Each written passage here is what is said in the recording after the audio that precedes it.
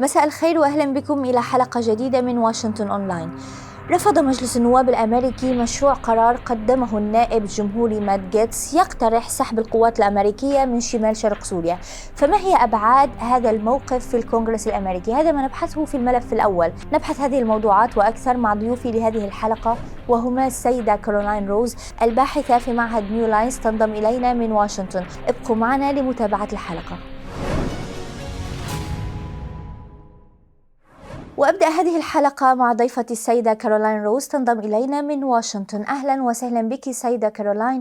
وسؤالي الأول حول مشروع القانون الذي تم رفضه في مجلس النواب. ما هي طبيعة هذا المقترح ولماذا قام مات جيتس بمثل هذا المقترح لمجلس النواب في هذا التوقيت؟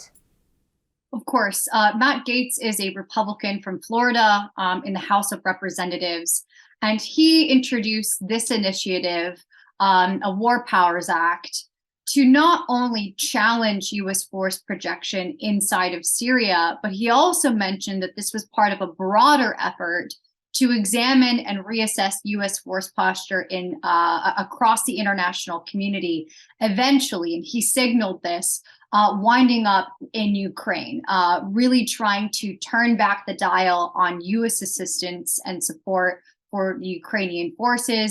But of course, U.S. force projection and assistance and support to other partners and armed forces in countries where there are active or latent conflict zones. So Matt Gaetz is certainly an isolationist when it comes to foreign policy outlooks. And this initiative, I think, really deeply reflects that outlook. كارولاين، لماذا نرى إذن شخصيات يسارية مثل ألكسندريا كورتيز تؤيد مشروع القانون هذا المطروح من قبل سياسي يميني جاء من أقصى اليمين؟ Yes, it was quite interesting because Matt Gaetz, as a political figure, is quite controversial, and at one very far side of the aisle when it comes to American politics. So the fact that this War Powers Act received bipartisan support from both kind of far ends of the aisle within the American political system and landscape, that was quite interesting. Progressive Democrats hopped onto this initiative quite quickly. You saw Ilhan Omar, you saw AOC also jump onto this initiative because their foreign policy outlooks, while of course different in terms of their principles and outlooks, they also share some of the same isolationist approach to foreign policy on a more critical eye to the United States military footprint abroad. And so for this was an easy initiative for them to jump on. And they reportedly worked with Gaetz to tweak a few of the things within the language and also, of course, the timetable for withdrawal. They extended the timetable from a matter of just a few days to over 6 months. But of course the initiative did not pass in the House. نعم، مثل ما بدنا نعرف اليوم دونالد ترامب هو مرشح لانتخابات 2024، سيخوض منافسة مع مرشحين جمهوريين آخرين وربما يكون لاحقا المرشح الجمهوري لهذا السباق الرئاسي القادم. في حال حدثت عودة دونالد ترامب إلى المشهد السياسي الأمريكي، هل سنرى الولايات المتحدة تتجه نحو مواقف انعزالية أكثر، مواقف أكثر ممكن أن تفضي إلى سحب القوات الأمريكية من شمال شرق سوريا؟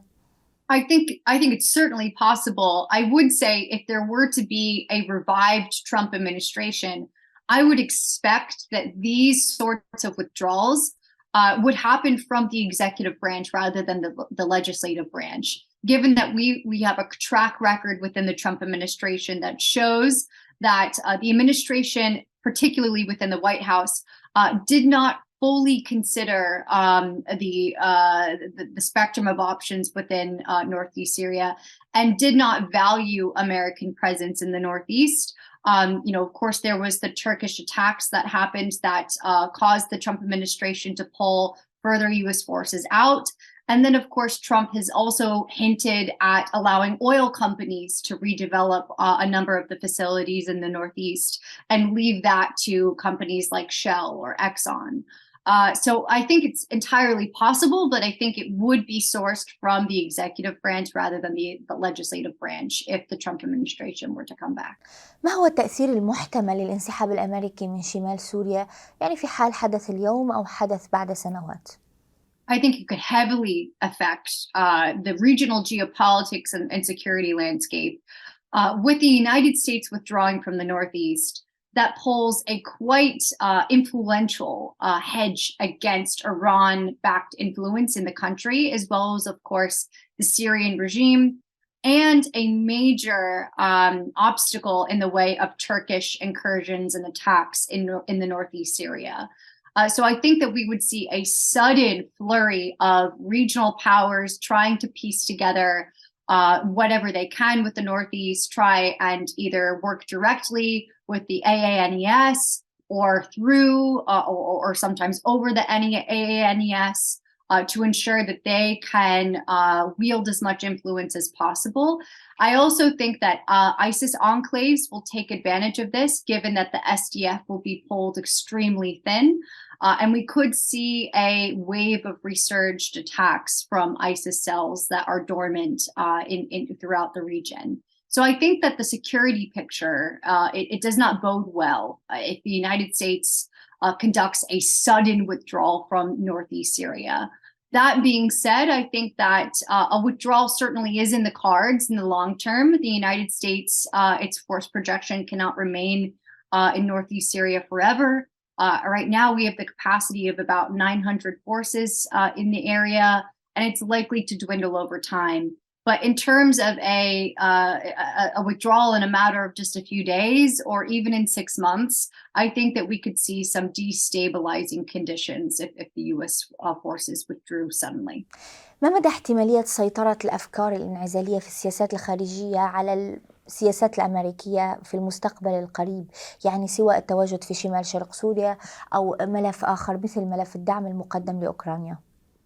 I think that it's certainly an influential way and outlook in foreign policy that is shifting the way that the United States will conduct its foreign policy. That being said, I think that there are a number of events and drivers for this administration that will not allow it to withdraw from Syria suddenly. I think the biggest being is the memory of the Afghan withdrawal. And the suddenness of that and all of the lessons learned that this administration is currently reviewing. And because of that, I think that both for the Biden administration, but also for the American people, any sort of military withdrawal from a conflict zone that is considered to still be relatively unstable, that will be reviewed with seriousness and criticism. نعم، شكرا جزيلا لك ضيفتي السيدة كارولاين روز، كنت معنا من واشنطن. وختاما شكرا لكل متابعي واشنطن أونلاين، ألقاكم في حلقة جديدة الأسبوع المقبل، إلى اللقاء.